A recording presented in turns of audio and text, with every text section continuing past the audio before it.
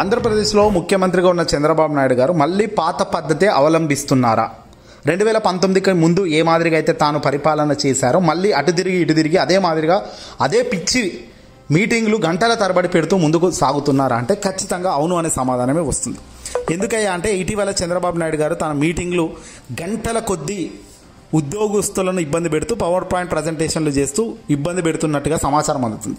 ఎందుకంటే 2019కి ముందు 2014 నుంచి 2019 మధ్య కాలంలో కూడా ఇలాంటి కార్యక్రమాలు చేస్తూ చాలా వరకు టైం వేస్ట్ చేశారు. ఇంతగానం చేసినా కూడా దారుణంగా ఓటమి చెందారు చంద్రబాబు నాయుడు గారు. అయితే ఆ తర్వాత వచ్చిన జగన్మోహన్ రెడ్డి గారు కేవలం 5 గంటలకే అన్ని మీటింగ్లు క్లోజ్ చేసేవారు. ఏ ఉద్యోగి అయినా తన ఇంటికి వెళ్ళి కాస్త కుటుంబ సభ్యులతో కూడా గడిపేంత వెసులుబాటు సమయం ఇచ్చారు. ఏదైనా చకాచక పకాపక అన్నట్టుగా జగన్మోహన్ రెడ్డి గారు తన పరిపాలన సాగించారు. అదే కాకుండా 2,75,000 కోట్ల రూపాయల దాదాపు సంక్షేమం కింద ఖర్చు పెట్టారు. ఇన్ని చేసిన జగన్నే ప్రజలు ఓడించారు. ప్రజలకు చెప్పింది చేయగలిగే సత్తా ఉండాలి. ప్రజలకు చెప్పిన మాట మీద నిలబడే దమ్ము ధైర్యం ఉన్న రాజకీయ నాయకుడు కావాలి. నిజాయితీతో కూడుకున్న రాజకీయాలను నడిపించే వ్యక్తి కావాలి తప్ప ఈరోజు చంద్రబాబు నాయుడు లాంటి వ్యక్తి ఏకంగా సుదీర్ఘంగా హామీలు ఇచ్చి అమలు చేయలేననే పరిస్థితి చెబుతున్నప్పటికీ ఇలాగే మళ్ళీ ముందుకు అడుగులు వేయడం పాత పద్ధతిలో నిజంగా ఇది మంచి పద్ధతి కాదు అంటూ తాజాగా ఏబిఎన్ ఆర్కే తన పత్రికల్లో చాలా స్పష్టంగా చాలా క్లియర్గా కూడా చెప్పుకొచ్చారు. తెలంగాణ రాష్ట్రంలోనైతే కాస్త కూస్తో పథకాలు ఇచ్చినా అక్కడే ఇస్తేనే చాలా దారుణమైన నెగిటివిటీ ఉంది. పైగా వాళ్ళు కేసీఆర్ కనుక కాస్త బయటకు వచ్చి ఏమైనా స్టార్ట్ చేస్తే మాత్రం మామూలుగా ఉండే పరిస్థితి కనిపించడం లేదు. మరి అక్కడే అంత దారుణంగా ఉంటే కాస్త కూస్తో చేస్తున్న రాష్ట్రంలోనే అలా ఉంటే మేమేం చేయము ఇప్పట్లో చేసే ఉద్దేశం కూడా లేదని మనం బట్టలు మొత్తం ఇప్పేసే పరిస్థితిలో ఇక్కడ ఉంటే ఖచ్చితంగా ఇది మంచి ఇంపాక్ట్ కాదు. అందులో ప్రభుత్వ ఉద్యోగులను ఇబ్బంది పెడుతూ వాళ్ళ గంటల 12 గంటలు 13 గంటలు సమీక్ష సమావేశాలు పెట్టడం వల్ల ఉపయోగం కూడా లేదని ఇటు ప్రజలను అటు అధికారులను ఉద్యోగులను పూర్తిగా ఇబ్బంది పెట్టే సమీక్షలు చంద్రబాబు నాయుడు గారు సుదీర్ఘంగా గతం మాదిరిగా చేయడం కరెక్ట్ కాదనే విషయాన్ని రాధాకృష్ణ తన పత్రికల్లో చాలా క్లుప్తంగా చెప్పుకొచ్చారు. తెలుగుదేశం పార్టీకి సంబంధించిన పెద్దలు కానీ కూటమి పెద్దలు కానీ మాట్లాడడం లేదు దీని గురించి. దాంతో ఉద్యోగులు ఉద్యోగ సంఘాలు లోపల రగిలిపోతున్నారు. చంద్రబాబు నాయుడును మేము టాప్ ఆర్డర్లో వెళ్ళి మరీ జగన్మోహన్ రెడ్డి గారిని ఓడించాము. గతంలో చంద్రబాబు నాయుడు గారు మేము చెప్పి ఒక క్రికెట్లో టాప్ ఆర్డర్ బ్యాట్స్మెన్స్ ఏ మాదిరిగో ఆ మాదిరిగా ప్రభుత్వ ఉద్యోగులు ఆనాడు జగన్ను ఓడించేదానికి టాప్ ఆర్డర్ మొత్తం కూడా పనిచేసింది. ఇప్పుడు అదే టాప్ ఆర్డర్ కుప్పగూలే పరిస్థితికి వచ్చింది. చంద్రబాబు అంటే చీకొట్టే పరిస్థితికి వచ్చింది.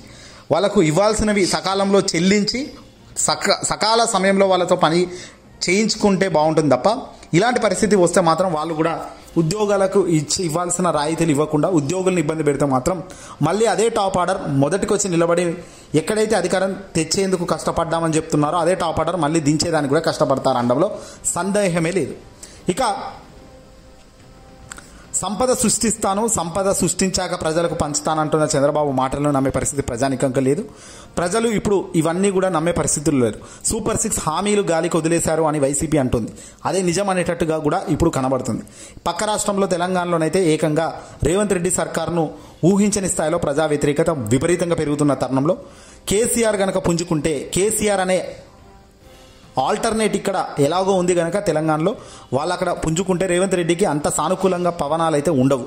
ఒకవైపు అలాగే తెలంగాణ రాష్ట్రంలో ఈ పరిస్థితి గురించి వివరిస్తూనే అంతకంటే వరస్ట్గా ఆంధ్రప్రదేశ్లో ఈ ప్రభుత్వ పనితీరు ఉంది అని అక్కడనే ఏదో చేయడానికి ట్రై చేస్తున్న వాళ్ళకే అంత దారుణమైన పరిస్థితి ఉంటే ఇక్కడ ఏమీ కూడా మొదలుపెట్టే పరిస్థితి లేని ఈ ప్రజానికానికి ఖచ్చితంగా ఇబ్బంది పడతారు అనేటట్టుగానే రాధాకృష్ణ చెప్పుకొచ్చారు. అసలు ఢిల్లీ మోడల్ అని ఇంకోదే అని మాయమాటలు చెప్తున్న చంద్రబాబు నాయుడు గారి మాటలు నమ్మే పరిస్థితి లేదు కనుక ఖచ్చితంగా ఇబ్బంది పడతారు.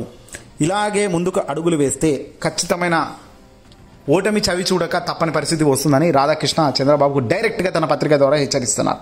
నీకు ఈ పిచ్చేందయ్యా అన్నట్టుగానే తాను మాట్లాడుతున్నారు.